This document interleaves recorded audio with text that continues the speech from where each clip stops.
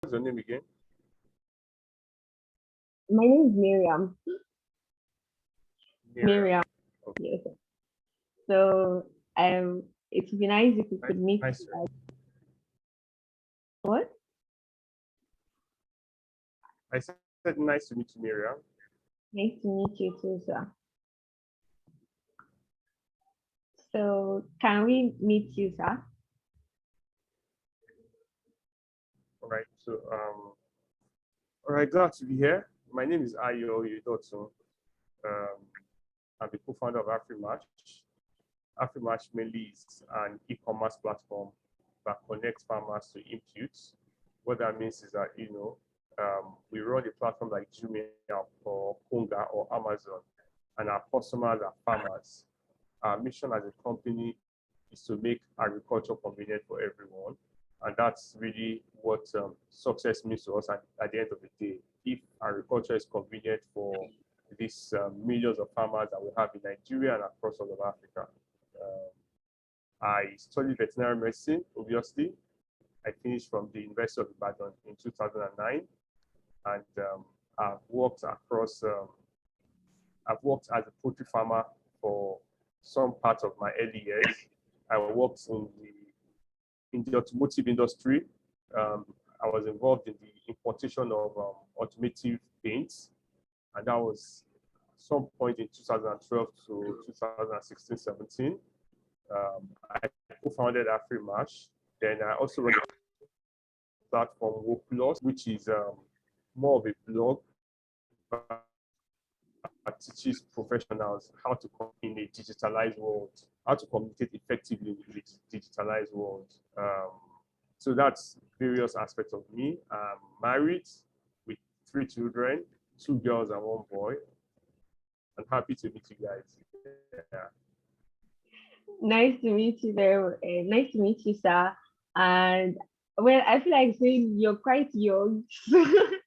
Or maybe your face just looks young anyways, Oh, but I feel like guys used to kind of like marry late. So yeah, that's what I decide. So for I'm young. me for me, I feel like I would like to share my experience. So I was in I think 400 level or 500 level, and like I really wanted to kind of like explore this aspects of like poetry, but then my parents are like they don't like allow me to kind of like go out. They're always like overprotective in a way. So I really wanted to actually learn how to like wear poetry beds, and I kind of like went online and was like I stumbled across Afrimash.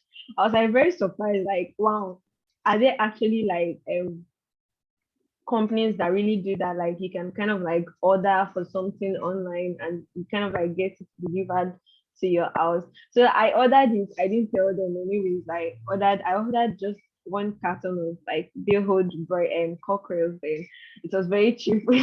So I ordered it and when it was time to pick it up, I hired my brother came like went out. So like my parents were like very surprised and they were like, did you really order beds online? Like they really couldn't believe it. It was like very, very shocking.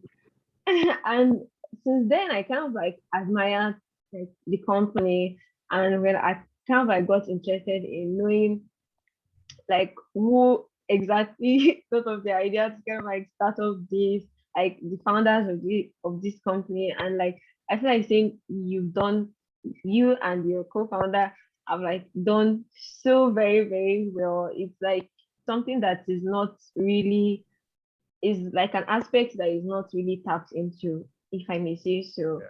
So I don't know if you'd like to maybe share us like a story about like how Afrimash started, or like what was the motivation to kind of like start the company.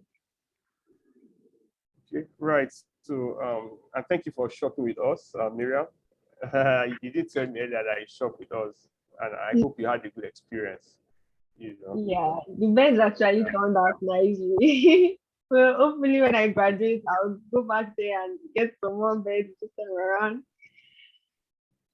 I'm happy to hear that. you know. So in 2012, I started a poultry farm. I graduated in 2009. 2009. I served in 2010.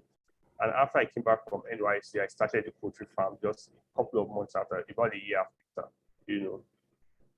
Now, because I studied veterinary medicine in school, just like you, I had a lot of senior colleagues who were veterinary doctors. Some of them had poultry farms. I had high expectations. I felt that running a poultry farm for me was going to be easy, that buying my beds was going to be easy. That I can just go easily and buy my chicken somewhere. I can get my medicine easily, get feed easily. But when I started my poultry farm, it was a different scenario.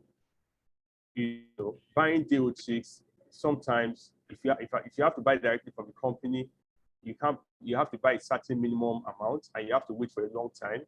So eventually I have to talk to somebody who knows somebody who knows somebody to be able to buy day-old chicks. To get medicine, I have to go from one shop to another shop to get medicine. So anyway, I experienced that thing in 2012, 2013, 2014, and then something happened towards the end of 2014. I had a disease outbreak on my farm, and I had 2,000 layers at that time. My birds were dying in droves. A lot of them were dying day by. They were dying 4 per day, and in a week it's about over 20 in a week that were dying weekly. At the same time, their production had dropped. So the medicine that I got to treat them, I would treat them. It was a respiratory disease. That disease would go and come back after about a month. So eventually I did antibiotic sensitivity tests, and it was recommended that I buy a particular medication. And Miriam, for the next 1 to 2 months, I kept going from one veterinary shop to another veterinary shop to another veterinary shop to buy the medicine I wanted for my farm. I couldn't get it. So by the middle of 2015, I and some of my advisors agreed that it's best to just sell off all the beds, because the beds are obviously dying.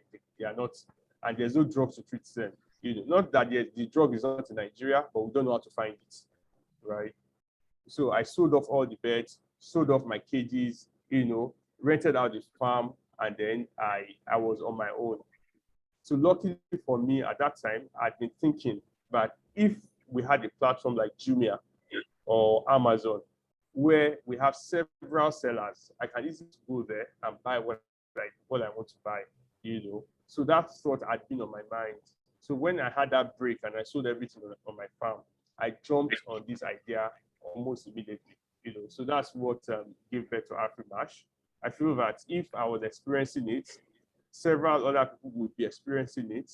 And even at that time, our Nairaland, Tama group on Nairaland, on WhatsApp, on Facebook, on several platforms.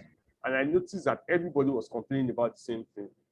So I felt like, all right, if all of us are complaining about it, let me just start a platform that addresses it, So that's how I got to Afrimash. That's how I started.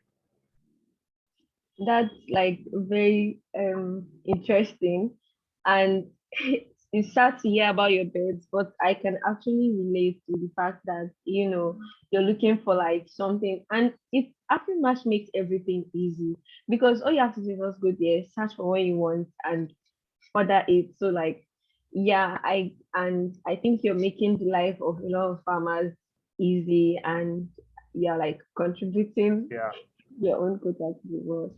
So another question I wanted to kind of like ask was like, what were some of the challenges you faced when starting your company, and like how were you able to overcome some of them? Okay, all right. Very, very nice question. A very good question. So I think for me, I was lucky when I was starting Afrimash that I had in January or March that year, I'd applied to the Tony Elumelu Foundation. That was the first year of the TEF fund. So I'd applied, and then towards the end of that year, I was selected for that fund. So I was lucky to have that fund in place. But again, having money does not equate to having a business. So that's, for me, first challenge I needed to face was I needed to work with experienced people to guide me to build the business. So I worked with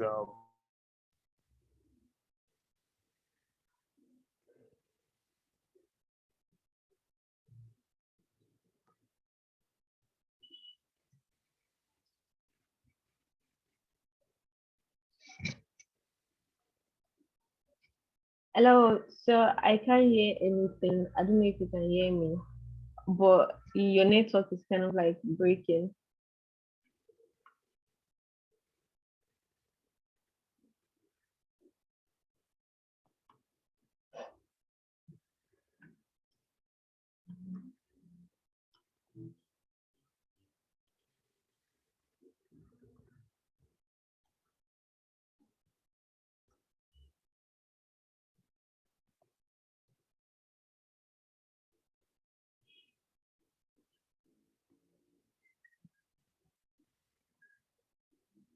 to unhold. Yeah.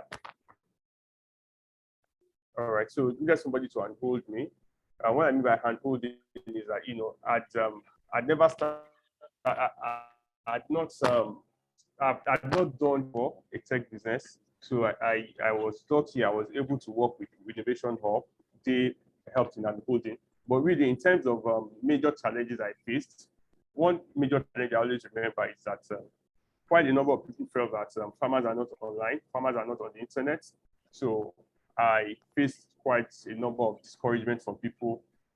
Had to proceed based on my belief. I just believed that I was going to find a way to make it work somehow. But quite a number of people said that farmers were not online. That's secondly, at that time, I didn't know how to build an e-commerce platform, and I couldn't spend the money that Tony Elimelu Foundation gave me to go and build the platform. So what I did, I spent 6 months learning how to build the platform. So my first 6 months was really learning how to, do web development, and I kept tweaking and tweaking and tweaking. It will interest you to know that the first platform that I built was a forum like Nairaland, where farmers would come and communicate with each other. And then after doing that, I added something that we call like a social network, like Facebook, where people can tag each other, people can like somebody's posts. So that was I started with a forum, I added a social network, and it was almost impossible to be paying a developer for different things that I was trying to connect farmers. My goal was just really to connect farmers at that time. So eventually, the third thing I now tried was to add a shop, a marketplace where people can come and buy and sell their products. That was the third thing I added. And between that time and now, I realized that most of the people that were coming to the forum were not really interested in gisting, talking to each other. They enjoy talking on Facebook and WhatsApp and other platforms, but not on Afrimash. So I removed the forum, I removed the social network, and then focused on shopping, what people were coming to do on the platform that I built. So first, I had to learn coding by myself. I had to learn web development by myself. So that one challenge. Second thing is large businesses. I mean, like manufacturers and importers did not agree to sell on Afrimash. They felt that Afrimash was a small platform, and they were not willing to sell on Afrimash. So in those early days, what I had to do was to really work with smaller businesses, list their products online, and then as we grew, the larger ones began to come back and say, "Oh, you guys, we have been watching you for 1 year, for 2 years. You want to sell on your platform?" That's So nice. that also some work. And then third, yeah, let me just add one more, hiring. So again, because fund is limited, right? So the first early days, I was my one-man army. So I was the first one running everything, build the platform, sell to the customer, deliver to the customers, talk to the partners. And then the next thing I did was to hire interns. So I had interns from FUNAB, that's UNAB at that time, and then interns from UI, two of them that worked with me to just really continue to do business even though we didn't have funds to run. So those are three major things I remember top of mind right now. Okay, thank you, sir, for sharing your experience with us.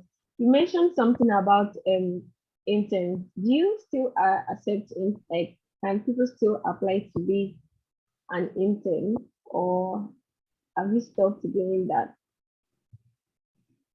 Yeah, we still take interns. We still do take interns a lot of time. We've had interns from University of Ilorin, maybe not veterinary students, but we've had interns. We've had interns from University of Ibadan, veterinary students. So we still accept interns very well. Okay, And we so love to take interns. Yeah, we love to take interns.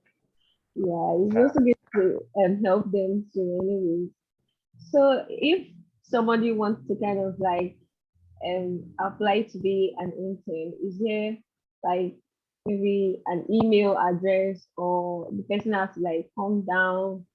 Like, do you mind sharing with us the procedure? Yeah. So I'm typing. I don't know if the team will be able to see, but I'm typing in the chat box now. work@afrimash.com. So that's our email for people that want to join the company as interns or as full-time workers. Once you send an email, just apply, introduce yourself, and let us know your background.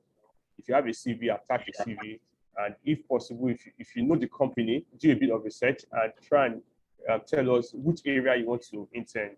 Do you want to intern as a salesperson, or you want to intern in customer service, or you want to intern in partner experience or in marketing? So we also want to, based on your, just let us know where you want to intern.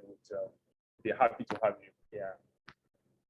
Okay, so another question I wanted to ask is like, do you still practice veterinary medicine? Like, do you still maybe treat animals, or is it just something by design?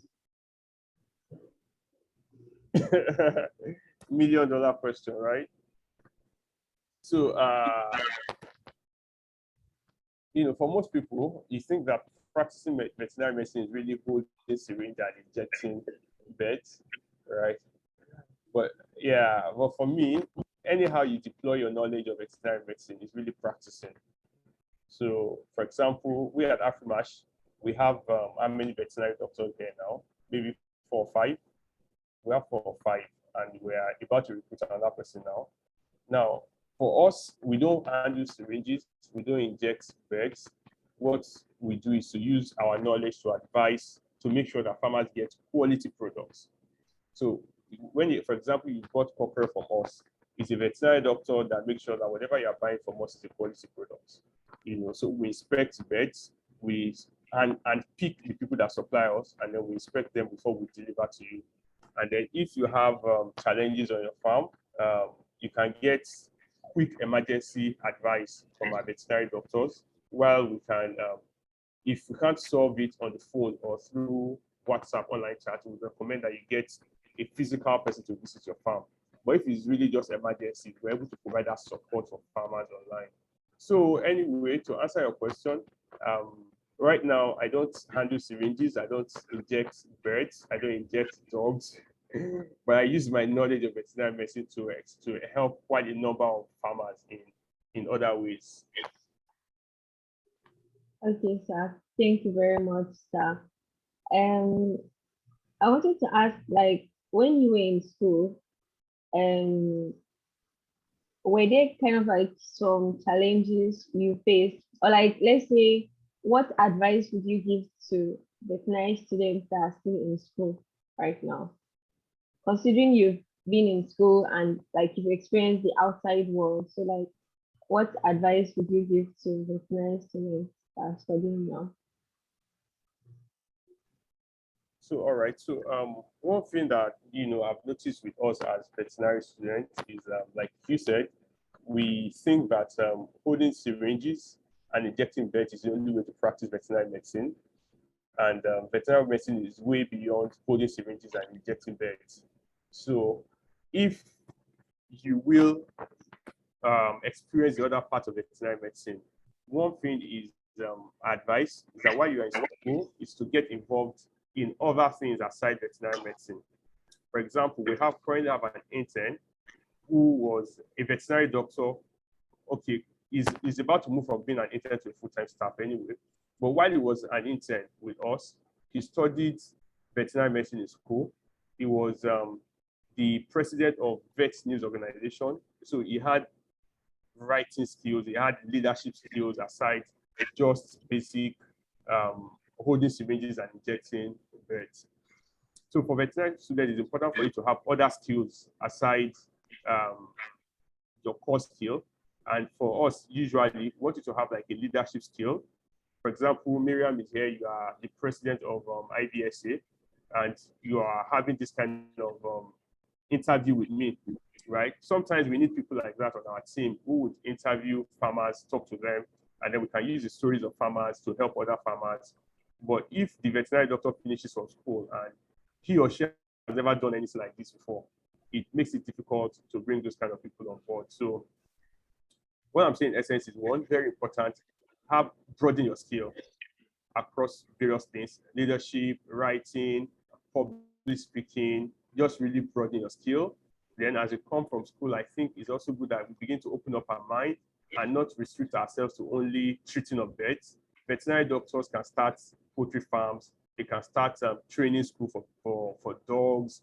You know, we can start online consultancy platform. We can start several things, you know, but let's not limit ourselves to, oh, I'm going to be injecting beds, you you just reminded me, Miriam, that part of the things that happened to me when I was in school, some of my neighbors, so I used to live at Agbo. Agbo is a place opposite UI.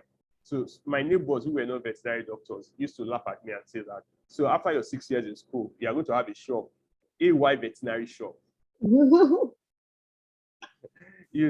they used to see all those kind of things, and then they'll be mocking me that, oh, they would go on to work at Unilever, work with PwC, but I would have a shop and call it AY veterinary shop.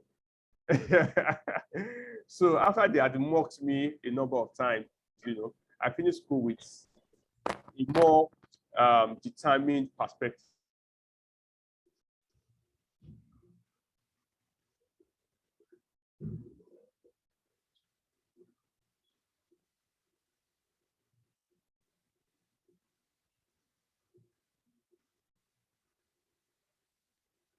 Various Sorry. yeah. It's okay. So I was saying that to try and be an all-round student, build your leadership skills, build all kind of skills along with your veterinary skill at the end of the day. The first place I worked after school was with a veterinary doctor, Dr. Makonjola, and what the company was running was a consultancy firm for farmers. So if you want to set up a livestock farm, you want to do some research, you want to anything you want to do in farming, that's really what it was doing. And for you to be able to do that, you need to have that wide breadth of skills. And aside that, I think lastly, okay, before I say the last thing, aside that, we should know as veterinary students that one, we are competing with other veterinary doctors from other parts of the world. Two, we are competing in the same job market or business environment with other graduates that are not veterinary doctors. So we need to keep our A game. Being very technical or being only technical is not enough. We need to go beyond being able to treat our beds and do those things. We need to add to that social skills, leadership skills, sales skills, customer service skills, right? So that's one. Then lastly, the internet age has brought education to everybody's doorstep. So let's develop ourselves beyond what we are taught in school. I mean, for me, even though at the time that I finished my farm, I did not know how to develop a website. I didn't know web development.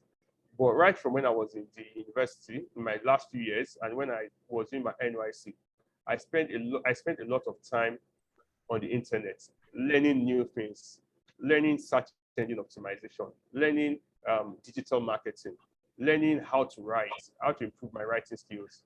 So the internet, YouTube and other platforms, Udemy, Coursera, they have brought education to our doorstep. Let's go beyond what we have been taught in school and start to teach ourselves now. I always say something now that we are not in a generation where you can claim that the reason you did not succeed or the reason you have this problem is because you were not taught in school or because we are past that generation. In this generation, your success is not dependent on what you have been taught in school or the kind of school that you went to. It depends on you.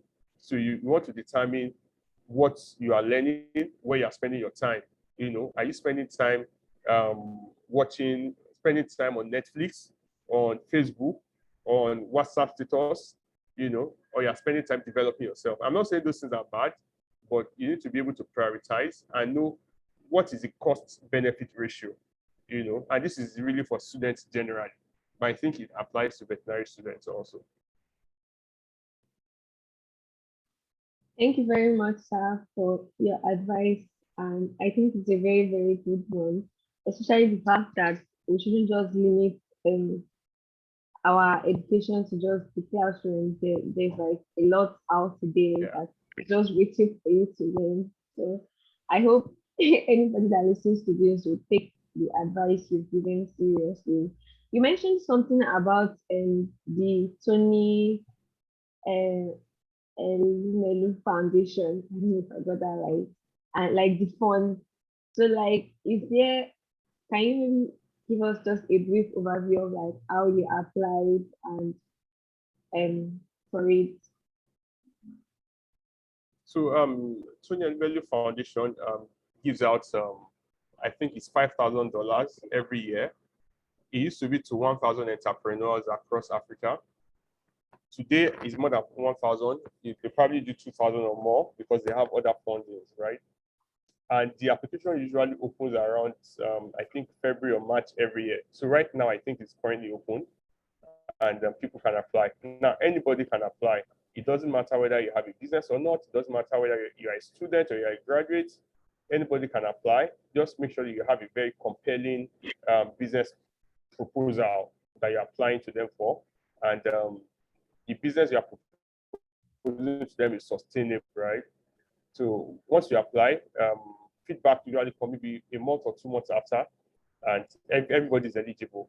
So if you can go to, or just search on Google for Tony Elimelu Foundation Entrepreneurship Program, go to the website, and then click on it, you find a link to apply, and then you can apply from there. It's not that difficult. Just be as practical as possible. And if you need help, get help. I don't rush it. So when it comes to applying for funding, some people wait to the last day, and quite a number of people usually rush it. So when you rush it, you might not get the best. You might not put in your best. So try not to rush it so that you can put in your best and get the best. Yeah. Thank you, sir. Then a question. So although you're kind of like not doing poultry business anymore, but what were like the things you considered before you started your poultry business like before? And like what advice would you give for anybody that wants to maybe venture into poultry? So what were the things that I considered before starting a poultry business? More like, why did I choose to do a poultry business at that time? So if you research a little bit, you find out that our protein consumption in Nigeria is in deficit, is very low. The egg that we consume is really low. We don't eat as much eggs as we should be eating. Chicken is more expensive in Nigeria than India, So I felt that there was a huge gap in the poultry market. And, I had written for myself business plan on how I'm going to build a multi-billion dollar big poultry manufacturing business. So it's a huge market. And as a person, I don't always see Nigeria as my market. I think our market is all of Africa, it's even the world. But to start with, let's look at Africa. Africa is our market. Why? Nigeria is the giant of Africa. So if you start a business in Ghana, in Kenya, in South Africa, we are the giant of Africa. We should go and start businesses in those places. But let's start from Nigeria, So I'd seen that deficit in Nigeria and then in Africa as a whole. And, I felt that, I could create a solution, start a poultry farm that would be able to fill that space and be very massively successful. You know. Now, what advice do I have for people that probably want to start poultry farms? Poultry farming is an interesting business. It's one of the businesses that you do and you get addicted to. What I mean by addicted to it is that, you know, your birds know you. By the time you are driving to the farm, the birds already know that, oh, a guy is here. It's just like dogs, you know.